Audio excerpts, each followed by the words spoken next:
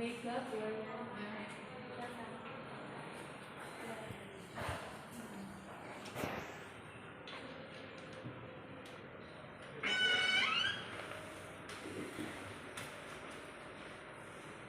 Assalamualaikum, dengan Ibu Mega. Alamatnya dua ya, gitu ya. Perkenalkan ya, saya Resti dan ini Ibu Yanti dan jaga pada pagi hari ini. Ya, sebelumnya Mega ada buat apa ya di sini? Kesini mau konsultasi, mau punya anak lagi. Oh, sudah punya anak? Berapa udah punya berapa tuh? Satu. Jadi pengen punya anak lagi. Gitu. Umurnya berapa putranya? Umurnya 8 tahun. Suaminya di mana Mbak? Jakarta. Oh, jadi nggak ikut ke sini ya? Tapi sudah musyawarah dengan suami kalau mau hamil lagi. Oh, gitu. Sebelumnya mau saya tanyain beberapa pertanyaan nih Mbak ya. Ada keluhan nggak sekarang Mbak? Tidak ada ya. Lalu Mbak Mega umurnya sekarang 12 tahun. Sekolah terakhir apa Mbak? Pekerjaannya rumah tangga. Kalau suami namanya istilahnya berapa? 3 Sekolah terakhir suami? SD. Apa pekerjaannya?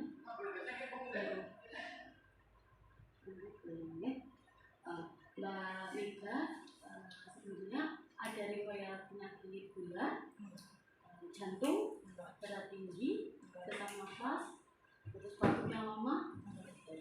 Terus kalau dari keluarga suami ada nggak yang namanya itu? Terus ada keturunan kembar nggak dari jenengan atau suami? Tidak ada. Mbak Mega dulu pada saat pertama kali head, pertama kali menstruasi, kira-kira umur berapa nih? 13. Sudah 13 tahun. Tiap harinya Mega lancar. Nah, setiap bulannya ya. Kalau tiap bulan itu tanggalnya sama apa maju apa mundur biasanya? Maju. Maju. Kira-kira berapa hari? Kira-kira maju 2 hari. Terus selama haid ada keluhan nggak? Misalnya nyeri perut gitu? Tidak ada. Terus ada pernah punya haid atau perdarahan tapi di luar siklus menstruasi itu nggak ada. Berapa hari kalau haid ya Mbak? 6 sampai 10. Riwayat persalinan anaknya pernah hamil berapa kali Mbak Mega? Pernah keguguran nggak? Putranya umur 8 tahun tadi ya? Jalur nomor strik? SD. Dulu lahirnya dengan siapa? Ibu bidan di puskesmas atau di rumah ibu bidan? Lahirannya normal ya? Berat badan bayinya waktu lahir masih ingat? Masih. Berapa? Ya sehat putranya sekarang gitu. Mbak Mega pernah KB? KB-nya apa? Sampai suntik. Sudah pernah yang berapa bulan? 3 bulan. Terus sama melahirkan sampai sekarang suntik terus? Suntik terus. Terakhir suntik kapan? 1 tahun. 1 tahun. Terus 1 tahun ini pakai apa?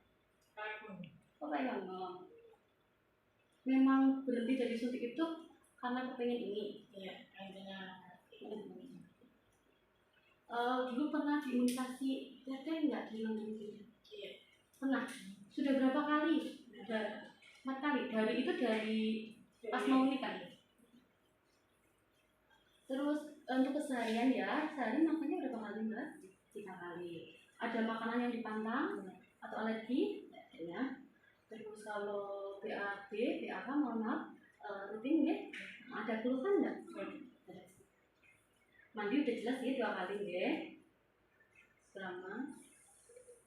Terus sering tidur siang nggak? Kadang-kadang. Kalau nggak ada kerjaan dia, butuh istirahat ya. Terus kalau tidur siang atau di malam ada keluhan nggak bisa susah tidur atau apa? Ya. Olahraga enggak? Setiap hari. Olahraganya apa kira-kira Mbak? Jalan kaki. Iya. Bahasa kerennya jogging. Jogging. Bahasa kerennya jogging ya. Terus Mega ini nggak merokok nggak? Minum alkohol? Enggak. Minum obat-obatan mungkin ada dari dokter? Tidak. Kalau suami merokok? Iya.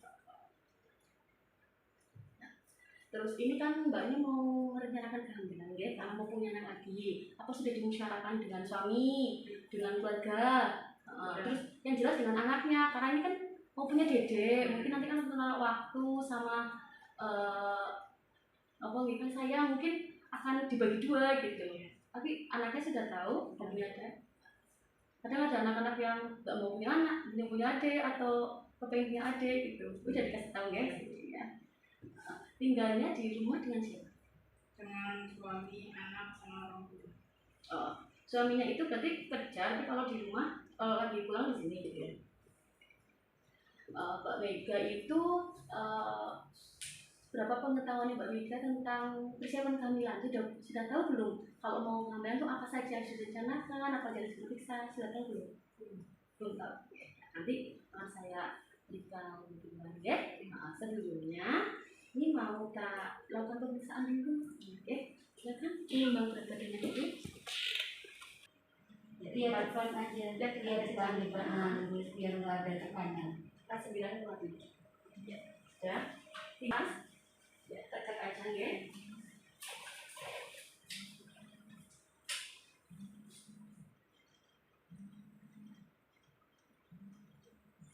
Empat sebentar mau saya ukur sekalian ya berdiri sebentar ya, maaf ya, saya boleh maksudnya maaf ini besar ya, besar ya.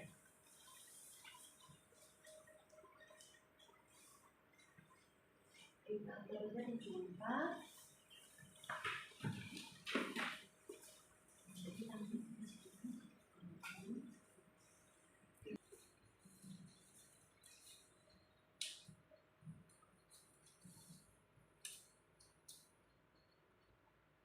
jualan ya, akan saya tensi dulu ya Pak.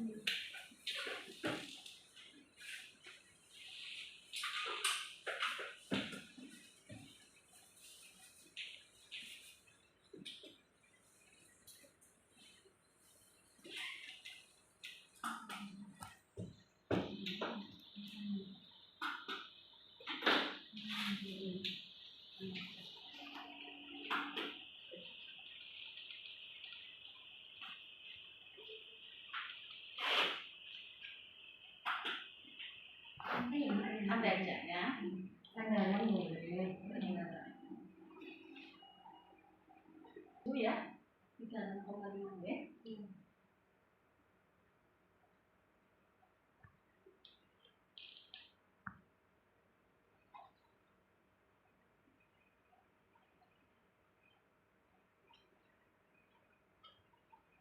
Dua puluh plus 90, nadinya 98. Sama ketemu ya Mbak. Nah, ini saya akan melakukan pemeriksaan dari panas sampai pagi. Terus saya ini tidur sama dulu ya Mbak ya.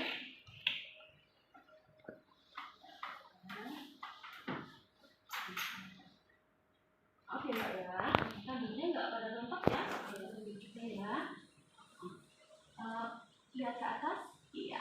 Nggak anemis ya, terus kita lihat dari putih. Mohon maaf dibuka sebentar. Hidungnya ada sumbatan nggak? Misalnya ada apa kayak benjolan gitu, ya. Mohon maaf, buka dulu mulutnya. Ya, ada yang begini nggak berlubang ya, dari sana juga. Telinganya normal ya, nggak ada masalah. Maaf ya, saya periksa ininya, lehernya, tidak masalah lebih lalu, tetap juga habis. Sedikit lalu, bilang kita lihat itu sedikit. Nah, maaf, ini dalamnya ada benjolan Mbak ya, mohon maaf, saya tidak bisa kembali.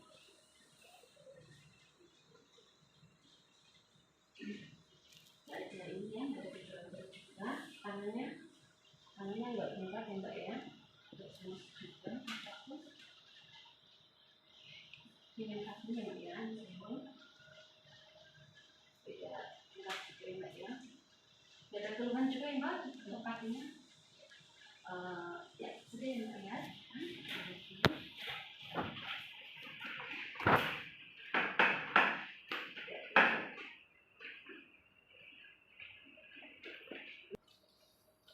Jadi tadi sudah saya lakukan pemeriksaan. Nah, di sini ya, setelah ini nanti kita melakukan pemeriksaan laboratorium. Ya, pemeriksaan laboratorium. Nanti di sana mbaknya akan dicek HB, VCD, dan lain-lain. Ya. Terus yang kedua nanti akan melakukan pesan IFA. Kenapa? Karena mbaknya kan sudah pernah melakukan. Oh iya, saya juga bilang tadi. Sudah pernah dicek IFA belum? IFA itu untuk mengetahui deteksi prakanker, jadi kanker rahim. Sudah pernah belum? Jadi nanti di sini akan saya lakukan pemeriksaan IFA ya, karena kan sudah pernah. Jadi IDP yang dilakukan IFA itu, wanita yang dilakukan IFA itu yang pertama sudah pernah sudah menikah. Jadi kalau menikah kan lalu terkena masing ya, takutnya dari mungkin dari mahasiswa ataupun dengan dari alat-alat saat persalinan juga. Jadi kita lakukan pemeriksaan IFA. Ya. Tapi sebelumnya saya bisa tanda tangan mbaknya sebagai bukti kalau mbaknya setuju. Silakan kalau setuju, kami di sini dan sini. Ya.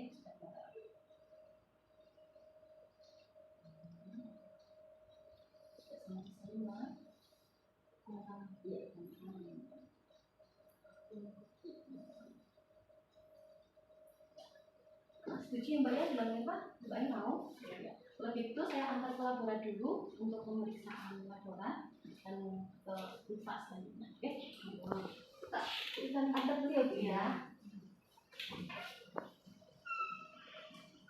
Assalamualaikum.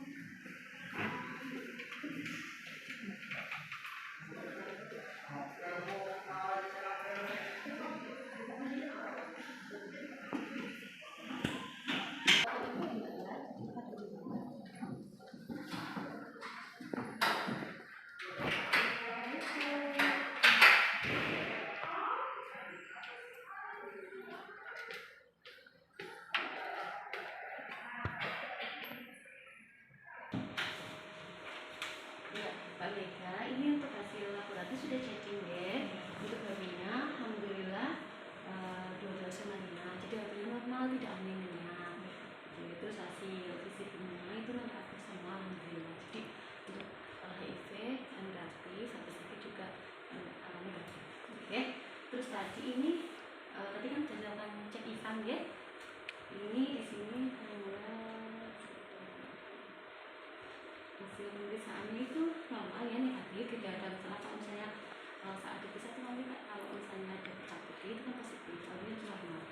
Terus sarannya itu adalah nanti cek ulang lagi 1 tahun lagi. Ya, ini kartunya. Saya akan disimpan, ya. Jadi punya bukti kalau saya tanyakan sudah pernah cek IFA atau belum, sudah ada. Nah, ini kartu yang PT-nya itu kemarin punya nggak kartu PT seperti ini? Masih ada nggak? Dikasih nggak dulu? Dikasih nggak? Dikasih. Di rumah ada? Di rumah ada. Jadi diingat ya, terakhir PT tanggal berapa, terus nanti kan itu ada tulisannya. Kalau PT 1 jaraknya PT 1 ke PT 2 berapa, dia 4 minggu. Lalu PT 2 ke PT 3 6 bulan, PT 4 1 tahun gitu ya. Makanya 10 tahun. Nanti coba dilihat lagi ya. Nah, ini alhamdulillah hasil laboratoriumnya bagus. Jadi kalau dari hasil pemeriksaan, Ibu Mega kalau misalnya untuk hamil lagi, insya Allah bisa, karena HB-nya juga sudah memenuhi syarat, gitu ya. Terus hasil pemeriksaan lainnya juga untuk penyakitnya juga negatif, jadi bisa untuk hamil, bisa untuk program hamil. Nah, di sini saya akan memberikan penjelasan tentang kesehatan reproduksi, ya. Yang pertama, kesehatan reproduksi perempuan ya. Ini adalah organ reproduksi perempuan, bisa dilihat ya. Organ reproduksi itu ada 2, yang luar dan dalam. Kalau yang luar itu ada ini bibir vagina, ya. Bibir vagina ada 2, ada yang minora dan yang kecil dan besar. Gitu. Nah, kalau yang di dalam ini, yang di dalam yang jenengan, ini di sini ada rahim, ya, di sini ada mulut rahim. Nah, ini yang saluran telur ini. Jadi kalau misalnya ini telurnya kalau udah matang nanti dia jalan ke sini, di sini nanti jadi pembuahan di sini. Kalau misalnya ketemu dengan sperma, ya di sini ini pembuahannya kayak ambil sini, di sini terlihat gitu. Ini organ reproduksi perempuan. Ya kita sebagai perempuan kita harus menjaga kebersihan dan kesehatan dari organ reproduksi. Gimana caranya? Yang pertama, dengan kalau memakai celana dalam jangan yang terlalu ketat. Ya, yang penting bahannya itu menyerap keringat, jangan terlalu ketat. Ya, terus kalau misalnya mbaknya lagi haid, itu sebaiknya 4 jam sekali ganti pembalut. Oke, buatnya ganti sekali. Terus kalau PAK atau PMB, ceboknya itu dari depan ke belakang. Jadi jangan dari belakang ke depan, nanti buang kotornya lagi dari depan ke belakang. Ya. Terus kalau setelah PAK, keringkan dengan handuk yang bersih. Kalau nggak pakai tisu juga boleh. Kayak gitu, ya untuk organ reproduksi wanita. Terus untuk karena ini mau hamil, jadi ada persiapan hamil.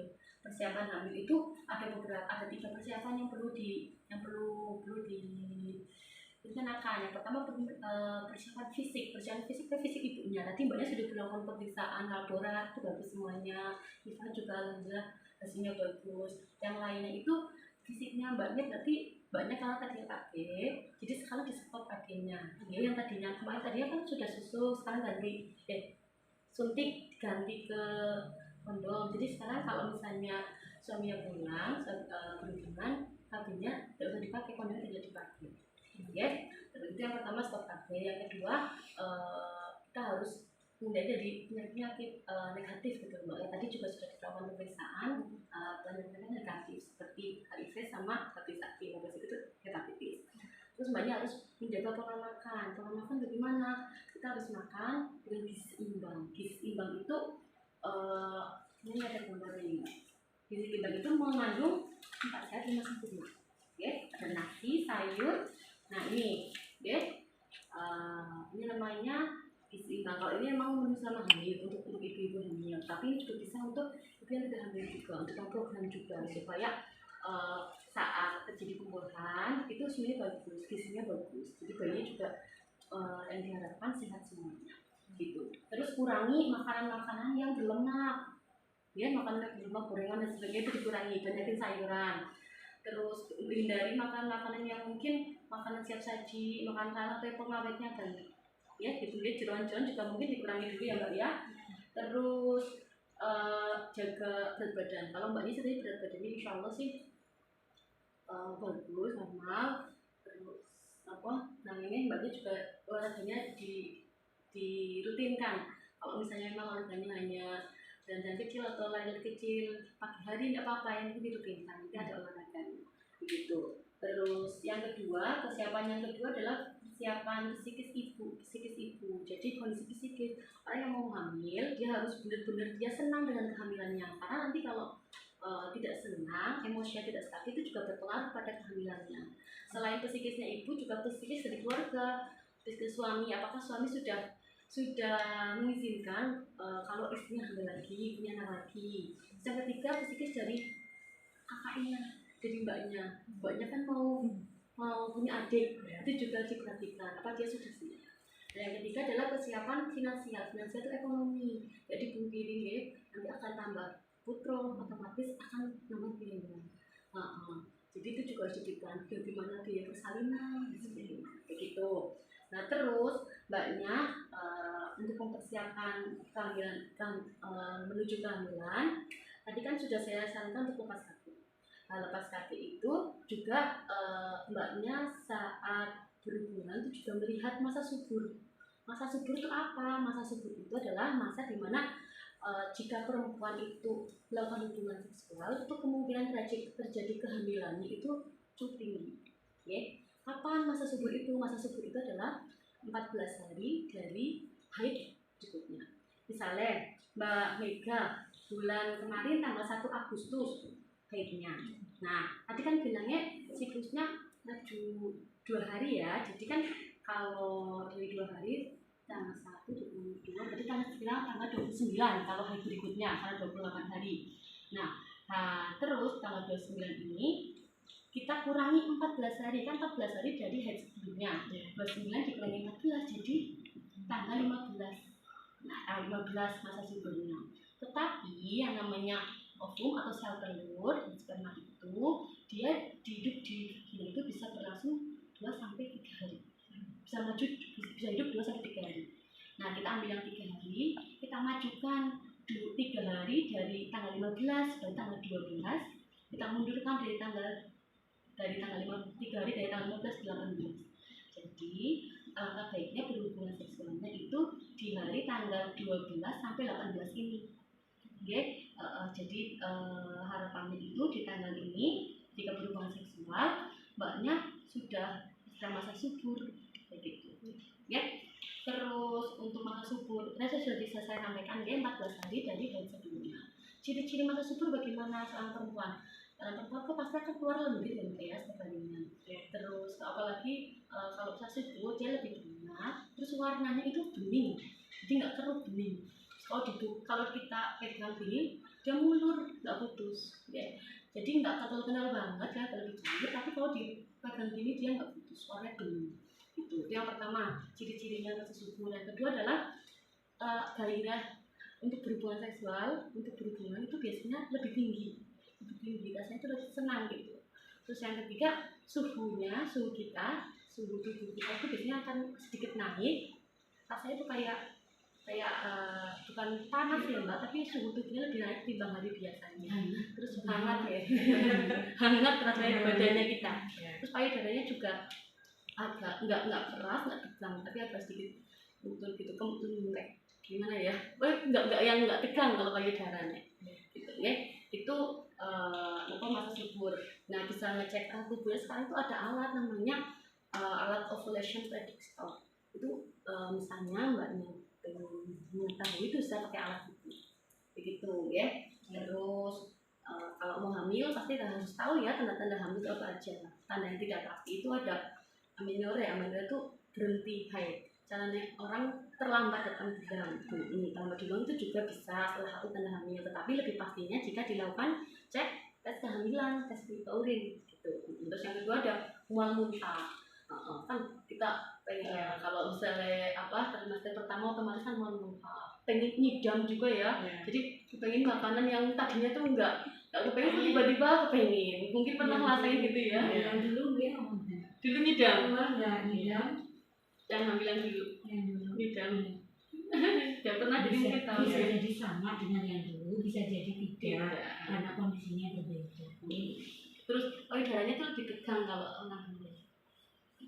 Terus makannya juga kadang males, kadang agak sembelit, terus kencingnya sering kelihatan. Itu tanda tidak pastinya. Tanda yang kemungkinan itu perutnya lumayan membesar, itu berarti sudah lebih mungkin untuk hamil.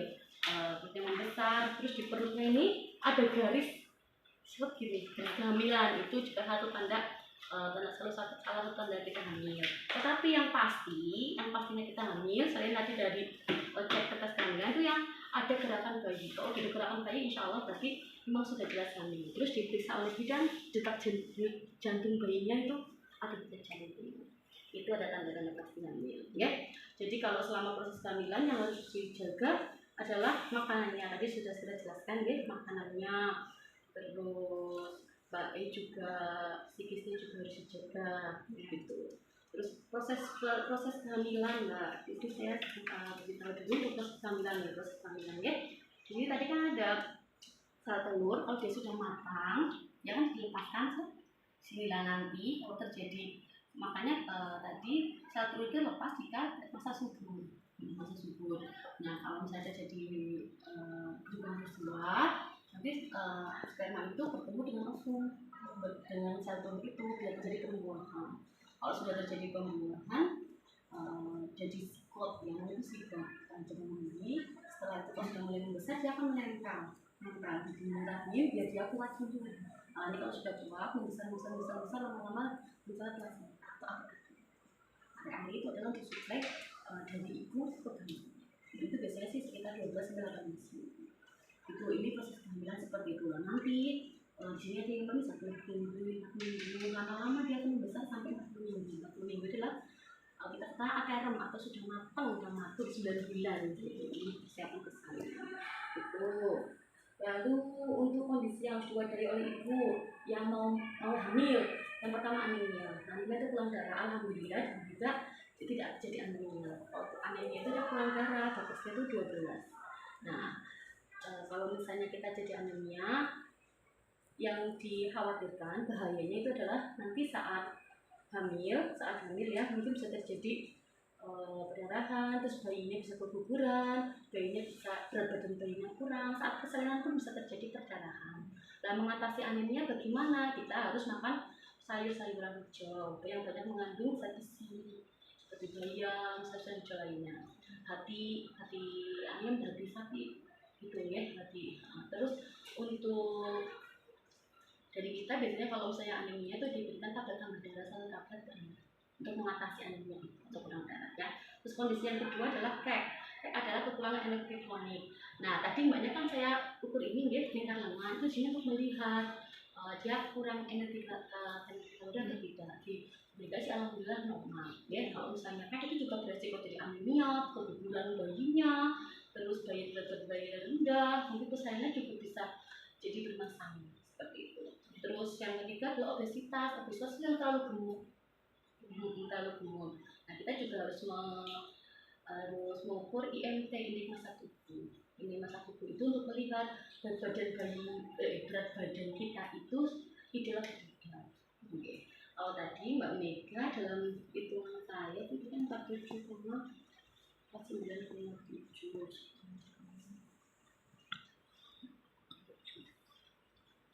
Intinya sih normal ya Mbak ya, maksudnya normal. Kalau yang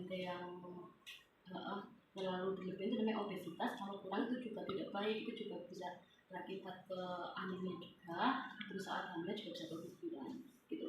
Terus selanjutnya saya akan beritahu sedikit tentang menstruasi ya, beberapa yang terjadi pada perempuan. Menstruasi otomatis kan pengeluaran darah ya, jadi sel ovum itu jika sudah matang kan dia dilepas. Nah, kalau misalnya dia terjadi ada berhubungan seksual, nanti bertemu dia terjadi berbuahan. Tetapi kalau tidak berhubungan seksual, dia akan meluruh, jadilah menstruasi. Oke, di menstruasi normalnya setiap bulannya selalu head gitu ya, teratur, siklusnya juga teratur, konsistensinya juga tidak terlalu banyak dan tidak terlalu sedikit begitu. Terus di menstruasi itu ada kata-kata seperti dysmenorrhea. Dysmenorrhea itu adalah nyeri haid ya. Jadi ada yang sebelum haid, ada yang saat haid. Sebenarnya itu efek dari hormon prostaglandin itu sebenarnya normal. Tetapi kalau misalnya nyerinya itu berlebihan, itu dimungkinkan ada sesuatu, misalnya ada miom atau kista, itu harus dilakukan pemeriksaan ke dokter kandungan. Terus perdarahan yang di luar siklus menstruasi, jadi biasanya tuh mensnya 8 hari sekali, kok ini belum ada 28 hari sudah men lagi, cepet banget, atau mennya panjang, itu juga harus periksa ke spesialis kandungan. Itu ya. Terus infertilitas itu adalah kesuburan. Infertil itu adalah keadaan di mana seorang perempuan tidak mampu hamil, padahal dia berhubungannya secara teratur dengan suami dan tanpa KB, tapi dia tidak hamil, itu namanya kan infertil. Itu dia infertil. Nah, yang selanjutnya adalah yang salah kita itu adalah kanker payudara. Kanker payudara itu kan sekarang sedang banyak ya Mbak ya. Nah, bagaimana kita caranya mendeteksi adanya kanker payudara atau tidak, itu dilakukan sadari. Pokoknya itu bisa tangannya di atas gini ya, di depan kaca lihat pegang ada benjolan atau tidak.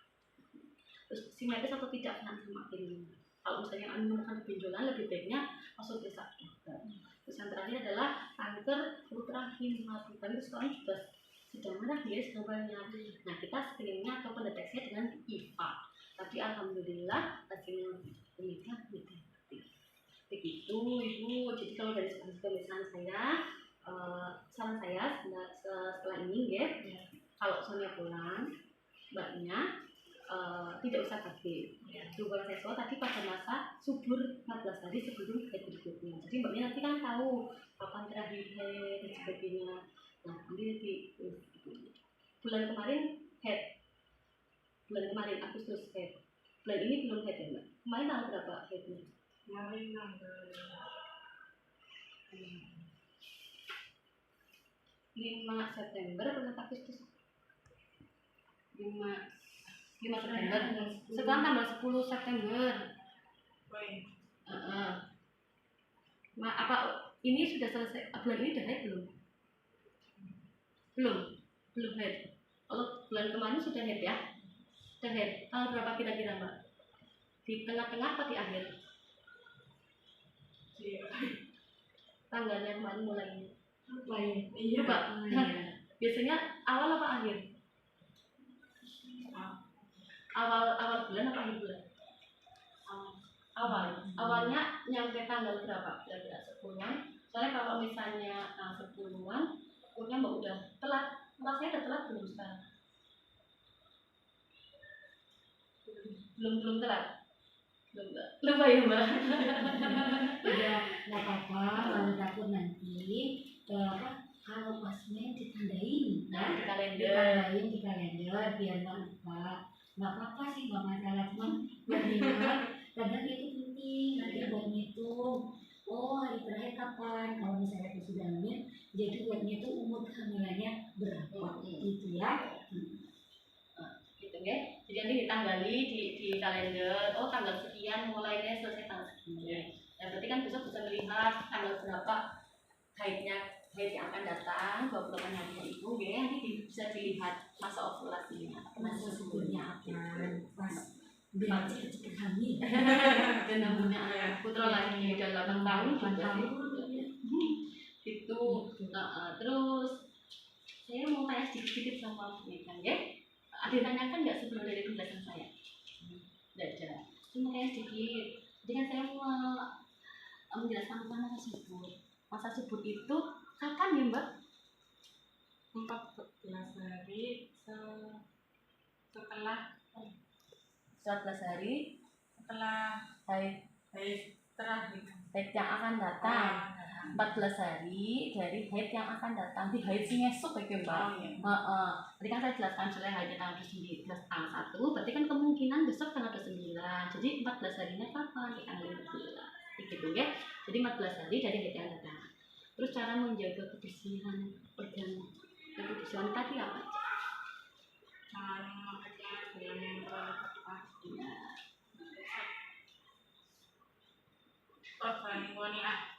Kan dibersihkan. Memakai tisu atau aneka bersih gitu ya. Berarti sudah jelas ya Mbak. Ada yang tanyakan lagi? Terima kasih. Nah ini setelah ini berarti kan kondonya dilepas ya Mbak ya. Jadi jangan memakai kabel lagi. Kalau misalnya ada apa-apa, kok mudah-mudahan saya doakan sih segera hamil. Nah, kalau misalnya sudah hamil, silahkan sudah merasa telat haid, silahkan ke bidan terdekat. Nanti kalau sudah dipastikan hamil, bisa langsung ke bisa, ke bidan bisa. Kemudian juga bisa. Kontrolnya juga harus rutin, gitu ya Mbak ya. Terus kalau bisa emang harus didata oleh medis juga.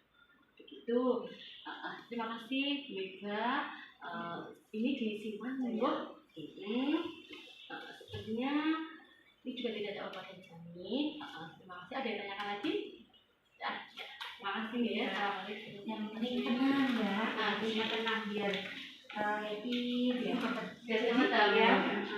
Masih.